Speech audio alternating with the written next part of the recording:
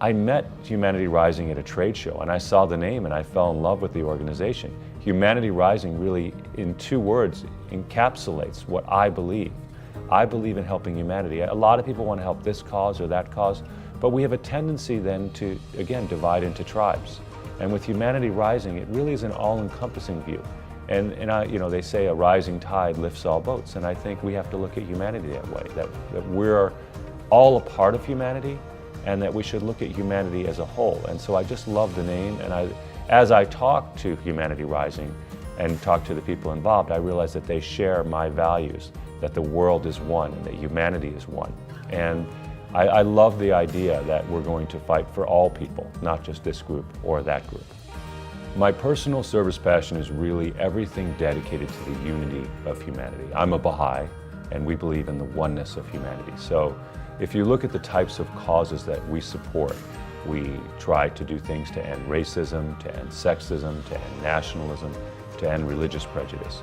I believe that all the problems of the world really have to do with us dividing into tribes and fighting each other. Imagine a world that was united and how we could fight things like global warming. Of course, there would be no more war. We would have so much more in terms of resources to apply it to making humanity better, to lifting up the whole world. As a former CEO of a larger company, which is now much larger, Paylocity, I was the founder of Paylocity, am the founder of Paylocity, and as the current CEO of Blue Marble, a smaller company, what I have seen is that service really ignites employees. Employees are always very happy about doing service projects. They're very excited to do service projects. It helps the company. So instead of just looking at the bottom line, as we're told to do almost, we're almost instructed as business people to say, look, you just have to make money. It's much more important to look at people. I never wanted to make Paylocity a place where people just came to work and made money and we made money.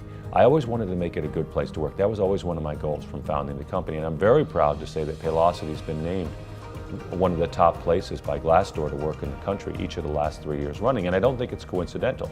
There's always been an emphasis on happy employees, and part of happy employees is looking outside the business world and doing service work. And I think it's really important to give people an opportunity, and that's what Humanity Rising can do, is give people a way to serve as part of their job.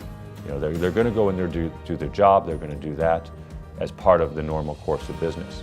But outside of that, how do we reach the hearts and souls of our employees?